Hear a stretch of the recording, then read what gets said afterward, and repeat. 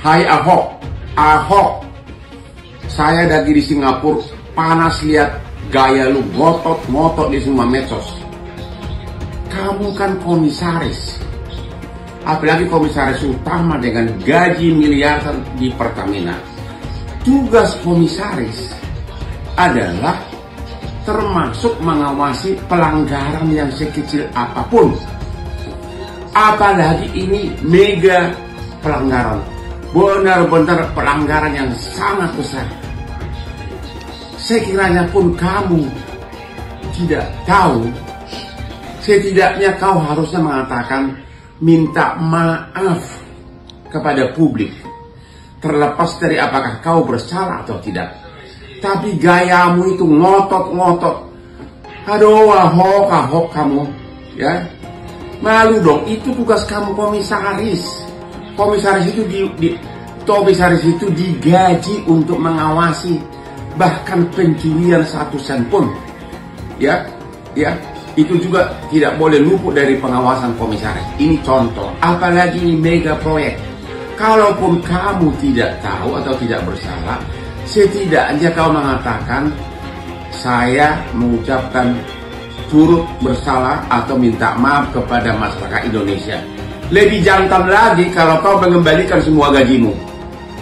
Ahok, jangan ngotot kamu. Emang lu siapa sih? Siapa sih lu di Indonesia ini, Ahok? Ngotot kayak apa lu? Lu nggak ada apa-apanya kok. Ih, Bapak mobilnya bagus banget. Beli di mana? Najis, mobil mewah hidup enak hasil korupsi aja bangga. Udah tua bukannya nyari pahala malah ngumpulin dosa. Lihat lo yang tidur di pinggir jalan, bukannya bersyukur punya gaji gede hidup enak malah korupsi. Mikir dong, lu yang hidup enak yang dirugiinnya banyak nih. Mana mukanya? Aduh Hotman Paris sekarang nyerang Bang Ahok lagi. Lu maunya apa di negara ini? Udah bener, Pak Ahok itu ngebuka semua data-data tentang korupsi. Kok lu yang sewot? Lu sebenarnya gimana sih? Sebenarnya lu pendukung koruptor atau gimana ini Hotman Paris? Hah? Serang sana serang sini, kondisi sakit loh. Lu fokus berobat Hotman Paris, napas lu aja udah tersengal-sengal. Ya, nggak usah ngurusin negara ini dulu, berobat dulu. Ya. Nanti lu akan berhadapan sama gue di segala urusan pengacara. Tenang, gue nggak akan tinggal diam. Gue pasti akan melawan lu di semua kasus.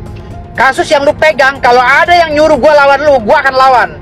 Ingat Hotman Paris, lu akan gue kejar sampai manapun, ya.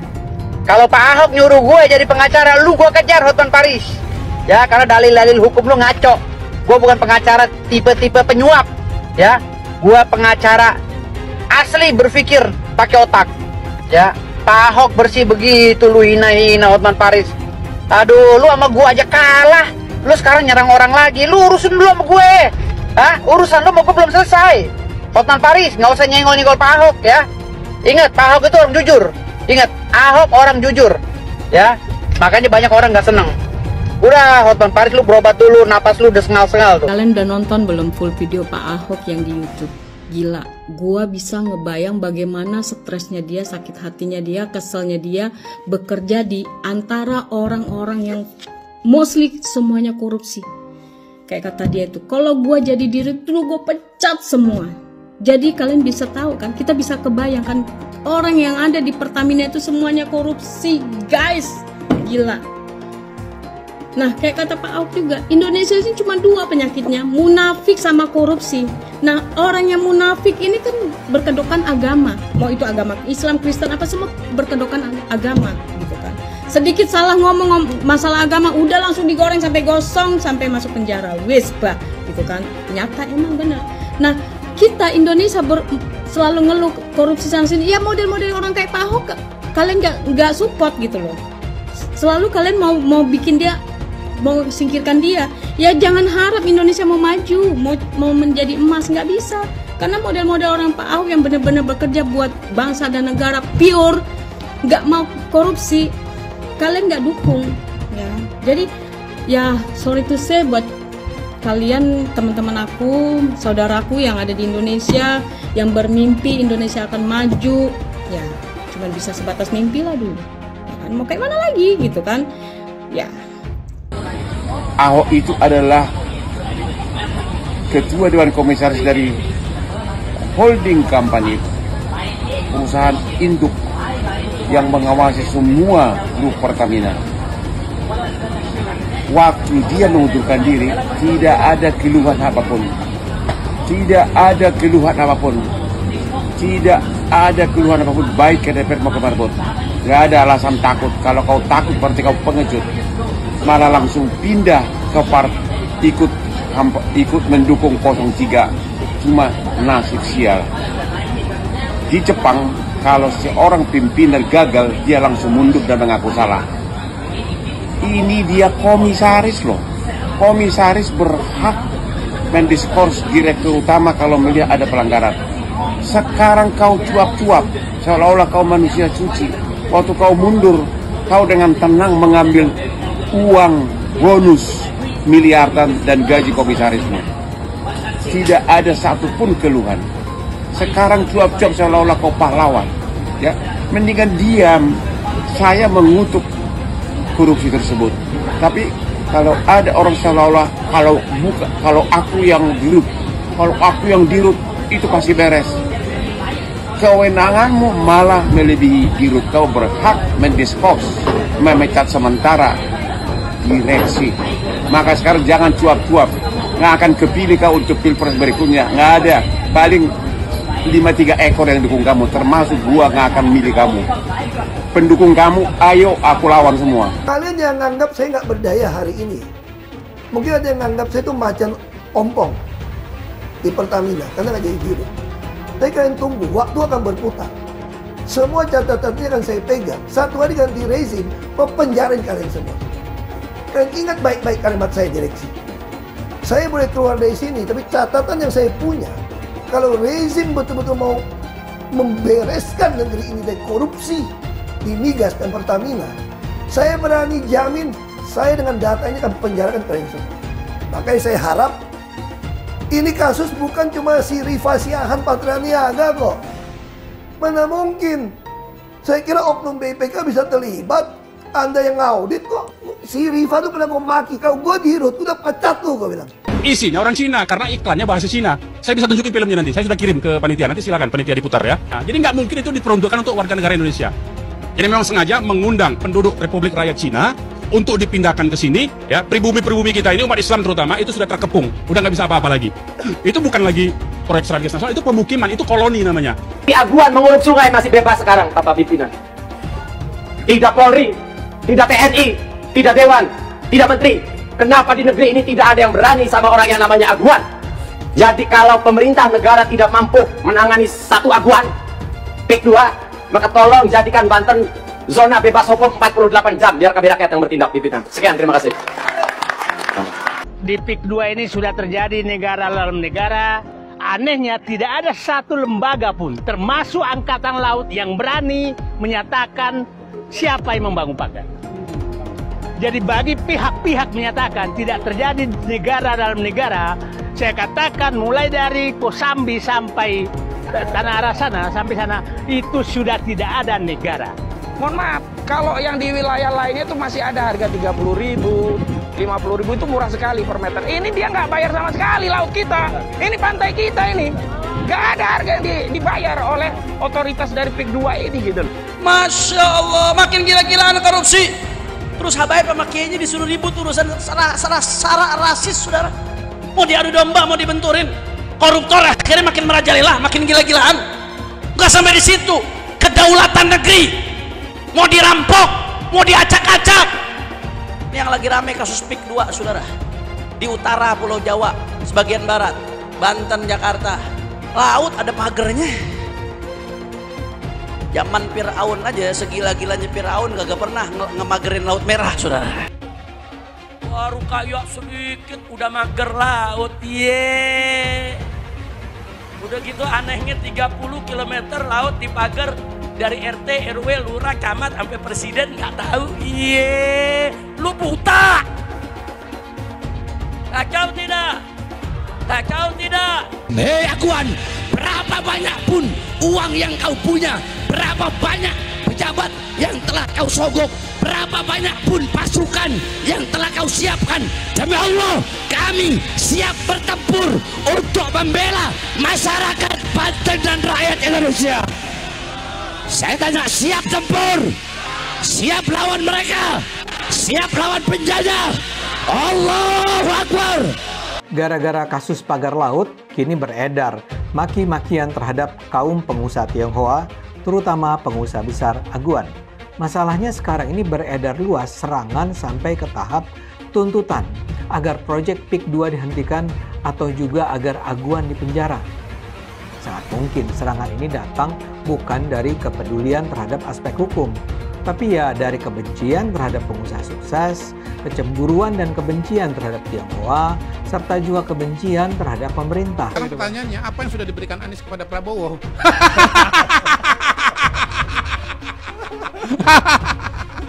Anies itu cuma menerima saja dari Pak Prabowo, tidak pernah memberi.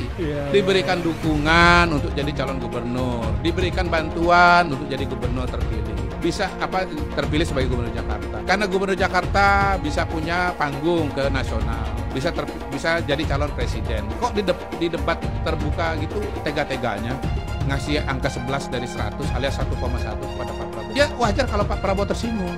Saya ulang ya, apa yang sudah diberikan, ini mana nih kamera ya? Tolong anak Abah jawab apa yang sudah diberikan oleh Anies kepada Prabowo. Nggak ada. Gitu. Sorry ya. Sorry ya. Itu bisa jawab. Iya. Itu jawaban anak Abah. Sorry. Iya. Enggak, itu jawabannya Prabowo. Sorry ya gitu. Terus kan etika apa dibilang? Oh ya. Etika endasmu. Kalau Anies ini sampai detik ini nggak ada hasil karyanya. Ngurus gubernur DKI aja gagal. Masa 5 tahun berkuasa hanya dapat 1 puskesmas? Yang benar aja. Yang ada adalah kelebihan bayar. Jadi Anies ini boneka. Nanti kalau jadi juga nih boneka, ya bonekanya orang partai lah, bonekanya cukong-cukong. Nah, ini hati-hati. Anies itu nggak bisa maaf ngomong ya, makanya saya nggak pernah singgung-singgung Anies. Ya kita lihat dari DKI aja nggak ada yang berhasil. Makanya orang-orang yang nggak suka Pak Jokowi ini ngumpul ke Anies semua sekarang. Termasuk aliran-aliran yang miring-miring itu. Ikut Anies semua. Aduh, kasihan kali lah jadi Pak Anies ini ya. Kemarin calon presiden gagal. Sekarang mau nyalon gubernur, partai politik nggak ada yang mau. Tragis, aduh. Lagi sedih Pak Anies? Nah, menangislah Pak Anies, nggak apa-apa, lepaskan aja. Karena menangis itu Pak Anies adalah bentuk pelepasan rasa sedih dan sesak yang paling efektif. Nggak apa-apa, tapi jangan di kamar mandi lah, ya kan malu kalau dilihat orang. Ya, jadi menurutku kita harus banyak belajar dari perjalanan karir Pak Anies ya. Kalau lagi berkompetisi, bertanding, jangan puas-puas total kali ngejatuhin lawan, ngehina lawan. Nah ini sekarang akibatnya kan, gak ada yang mau sama dia. Dan yang kedua, kita harus bisa belajar menjaga prestis ya, harga diri. Apa maksudnya? Ya kita sebagai calon ya, jangan melamar lah. Ya kan tunggulah dilamar ya kan. Contohnya Pak Anies datang-datang ke PDIP pakai baju merah, pede percaya diri kali. Padahal lihat sekarang, yang diusung, yang didukung, yang daftar di KPU ternyata bukan Pak Anies. Malu kan? Jadi lebih bagus kalem-kalem, santai, nggak usah membuat riak-riak, ribut-ribut seperti Pak Kang Ridwan Kamil. Diam-diam, Pak Suswono diam. Jadi calon, gitu ya kan? Jangan deklarasi di awal banyak seperti partai yang dukung, padahal sekarang satu pun tak ada. Aduh. Sekali lagi selamat kepada Pak Pramono Anung dan Pak Rano Karno. Untuk Pak Anies, selamat juga, selamat mencoba lagi di 2049 atau 2059. Saya itu mau sedih atau ketawa lihat perjalanan politik Anies Baswedan yang sepertinya akan selesai sampai di sini. Ya, saya kasihan melihat Anies yang ditinggalkan begitu saja oleh partai pendukungnya. PKS, PKB, dan Nasdem ketika justru dia ingin bertarung di Pilkada Jakarta. Kasihan Anies sebenarnya, tapi itulah hidup, kenyang dengan pahit dan manisnya. Seperti perjalanan politik Anies, ya saya rasa cukup sampai di sini saja. Mas Anies ditinggalkan partai pendukungnya, ya clear lah, karena Mas Anies memang nggak punya partai, dia bukan pengurus partai, bukan ketua partai. Ya kan? Sekarang saatnya peranan partai-partai Ya, jadi elit-elit partai yang bergerak untuk membangun koalisi, apakah mendapatkan porsi kekuasaan atau tidak dapat gitu ya. Tapi yang jelas kan Nasdem, PKS, PKB udah clear akan gabung ke pemerintahan Pak Prabowo gitu ya. Nah, yang menarik adalah ketika kita membicarakan Mas Anies ini, karirnya akan seperti apa sih ke depan gitu. Ya menurut kawan-kawan nih, sebaiknya dia kembali ke dosen lagi atau menjadi apa kira-kira? Bantu komen. Apakah Ahok akan bersedia memaafkan Anies Baswedan setelah apa yang terjadi pada Pilgub DKI 2017 dulu? Dia bahkan pernah mendoakan agar Tuhan membalas orang-orang yang terlibat dalam pemenjaraan dia pada 2017 dulu. Dan Anies adalah salah satu orang yang bisa dibilang terlibat dalam konspirasi pemenjaraan Ahok. Mungkinkah dia kini memilih untuk mengalah dan bekerja sama dengan orang-orang yang dulu menzalimi dirinya, menzalimi rasnya, dan menzalimi agamanya? Ahok memang bukan pemimpin PDIP, tapi dia tetap adalah seorang tokoh yang berpengaruh besar terhadap masyarakat pendukung PDIP. Mereka percaya bahwa PDIP adalah partai yang paling keras memperjuangkan nasib kaum minoritas. Mereka adalah orang-orang yang sampai saat ini masih bisa merasakan kepahitan yang ditimbulkan politik identitas kubu Anies di masa kampanye Pilgub 2016-2017 dulu. Kita kalau mau menyelesaikan masalah bangsa ini yang keberagaman ini, bukan diem kabur gitu loh. Ya udah, kita mesti tes. Justru sekarang yang terjadi kalau bisa kita mesti lihat dong. Justru kalau bisa rematch sama Pak Anies lebih menarik. Wow. Supaya mengukur sampai di mana bangsa ini setelah naik levelnya untuk menuju Bhinneka Tunggal Ika gitu loh. Jadi Pak Ahok mau rematch lagi dengan Pak Anies? Bukan. Maksud saya itu kalau Anda mengatakan bahwa ini akan takut ribut gitu loh. Kalau takut ribut ya paling cocok ya rematch dong untuk mengukur supaya apel dengan buah apel bandingnya gitu loh. Cuman mau, udah pede? Bukan soal pede nggak pede, kalau kita pengen demi untuk bangsa ini menilai, kalau bisa ikut menarik menurut saya. Untuk mengukur kan, apakah terjadi lagi demo yang besar atau terjadi lagi pasang tulisan di mana-mana, kan kita itu menarik gitu loh untuk mengukur. Nanti 100 tahun merdeka masih persoalan ini diumpetin gitu. Saya diberi nilai 11 dari 100. Itu nilai luar biasa. Pertama kali dalam hidup saya terima nilai itu.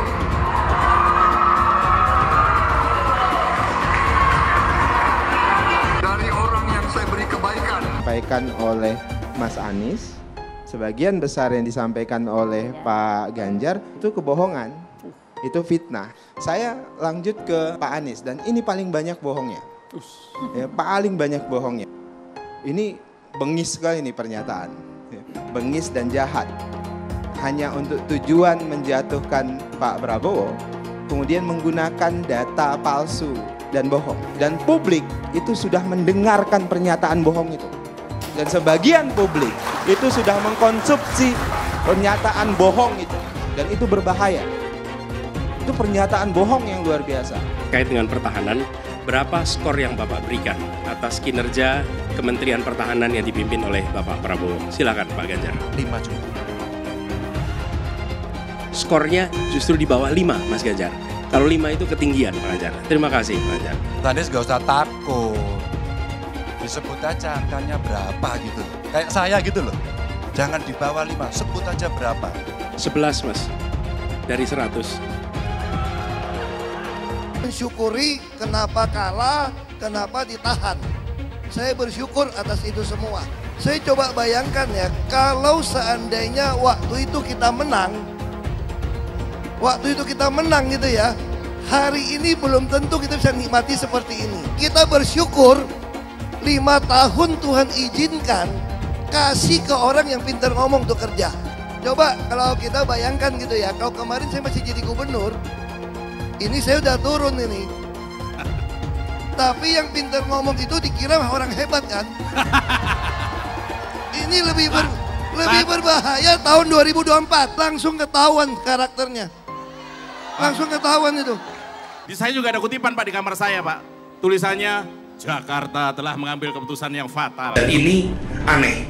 Betul-betul aneh. Ini bukan kampanye, tapi saya sampaikan sini. Di satu sisi menyiapkan jalur-jalur air untuk dikirim ke laut, di sisi lain di lautnya dipasang dengan pulau reklamasi, tinggal tunggu waktu jadi rob, air balik. Dan ini melawan sunatullah. Kenapa? Air itu turun dari langit ke bumi, bukan ke laut. Harusnya dimasukkan ke dalam bumi, masukkan tanah. Di seluruh dunia air jatuh itu dimasukkan ke tanah, bukan dialirkan pakai gorong-gorong raksasa ke laut. Jakarta telah mengambil keputusan yang fatal. Bukan banjir, itu memang parkir air. Bukan banjir, itu memang parkir air. Penjajahan di depan mata itu di Jakarta. Di tempat lain penjajahan mungkin terasa jauh, tapi di Jakarta, bagi orang Jakarta, yang namanya kolonialisme itu di depan mata, dirasakan sehari-hari. Dulu kita semua pribumi ditindas dan dikalahkan. Kini telah merdeka, kini saatnya kita menjadi tuan rumah di negeri sendiri. Hai semua, nama saya Jonas Leong. Saya adalah investor saham, forex, dan juga kripto. Channel ini banyak membahas tentang berita terkini, edukasi finansial, investasi, dan lainnya. Jangan lupa subscribe channel ini kalau kamu suka dengan konten yang serupa. Follow juga sosial media lainnya yang saya taruh link di kolom deskripsi. Di sana kalian bisa dapatkan konten yang berbeda. Saya juga punya Telegram channel yang isinya berfokus kepada trading dan juga investasi. Itu Telegramnya gratis. Oke, kita lanjut ke videonya.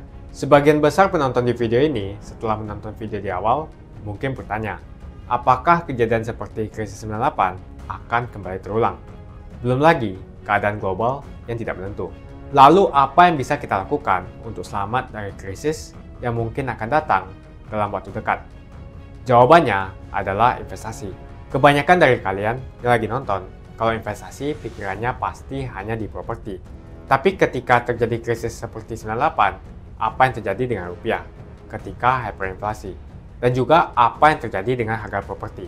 Harga dolar naik dari Rp2.500 terbang ke Rp15.000. Otomatis, utang yang harus kita bayarkan naik 6 kali lipat. Banyak sekali bisnis yang bangkrut. Kebakaran terjadi di mana-mana. Rumah pun bagaikan tidak ada harganya. Mau dijual pun tidak ada yang mau beli. Saya tidak mengatakan ini akan terjadi lagi. Tapi kemungkinan terjadi seperti Mei 98 tetaplah ada. Negara gede seperti Argentina, Venezuela, dan Turki baru-baru ini mengalami hyperinflasi. Apalagi setiap hari kita ketemu ada saja konten yang berbau sara ke orang Tionghoa yang ada di Indonesia. Entah itu di Instagram ataupun di YouTube atau sosial media lainnya. Kita bisa melihat di tahun 2017 di saat Pilgub Jakarta hampir terjadi kerusuhan seperti 98 karena Ahok dituduh menodai agama. Ahok pun harus dipenjara untuk menenangkan masyarakat yang dengan gampangnya dihasut untuk membenci Tionghoa dan tidak memilih pemimpin yang beda agama. Akhirnya Anies jadi gubernur dengan bantuan ormas larang FPI dan sampai saat ini dijuluki sebagai bapak politik identitas. Kejadian itu pun berlanjut hingga saat ini. Masifnya pemberitaan sara terhadap Tionghoa beredar di media-media nggak jelas. Penonton setiap hari dihasut untuk menggulingkan pemerintahan karena tuduhan Indonesia dikuasai oleh Taipan atau Sembilan Naga yang ujung-ujungnya menyalahkan Tionghoa lagi. Kita bisa lihat dari kejadian di PIK 2 di mana ormas larang seperti FPI dan HTI terus-menerus menghasut masyarakat untuk membenci Tionghoa. Saya tidak bisa membayangkan jika kejadian seperti Mei 98 terulang kembali. Setiap musibah yang selalu disalahkan adalah keturunan Tionghoa. Setidaknya di video ini, saya akan membagikan strategi saya yang udah saya terapin jika kejadian seperti 98 terulang kembali. Tujuan dari strategi ini supaya kita setidaknya bisa selamat dari masalah finansial ketika musibah ini terjadi. Strateginya adalah investasi di aset yang berbeda-beda, bukan di satu jenis aset saja, misalnya hanya di properti. Kalian bisa mulai belajar berinvestasi di aset yang berbeda seperti Bitcoin, emas, dolar, bahkan saham global atau saham Amerika. Ini adalah cara yang bagus untuk mengurangi risiko tergantung kepada satu jenis aset saja. Bukan gak nasionalis kalau kita mau invest di aset-aset yang saya sebutkan tadi. Tapi memang peluang yang kita dapatkan dan potensinya memang jauh lebih bagus daripada beli properti apalagi deposito. Pertama, pelajari jenis aset seperti emas. Setidaknya kita bisa terlindung dari efek hyperinflasi jika terjadi lagi. Selain itu, kalian juga harus belajar bagaimana mendapatkan penghasilan dari emas. Kedua adalah belajar investasi di aset global, seperti saham Amerika atau saham global. Ketika terjadi krisis, yang paling berdampak adalah saham-saham Indonesia, karena semua utang perusahaan dalam bentuk dolar terkena dampak. Deposito, reksadana, bahkan properti terkena imbasnya. Ketiga adalah belajar mengenal berinvestasi di Bitcoin. Alasan kenapa saya suka banget dengan kripto, karena saya bisa pergi ke negara apapun di dunia ini, misalnya di Singapura, dan saya tinggal jual saja kripto di negara itu. Saya menganggap Bitcoin itu sebagai aset properti digital, yang bisa saya bawa kemanapun dan jual kapanpun saja secara instan. Kalau saya butuh uang, detik ini pun bisa saya jual, dan tidak perlu menunggu berbulan-bulan. Itulah strategi saya jika kejadian 98 terulang kembali, untuk selamat dari masalah finansial. Kamu bisa cek link di kolom deskripsi untuk mulai investasi. Dan saya juga sudah sediakan video playlist supaya membantu kalian paham tentang investasi. Semoga video kali ini membantu kalian untuk selamat dari masalah finansial ketika musibah ini terjadi. Semoga Indonesia selalu damai dan sampai jumpa di video selanjutnya.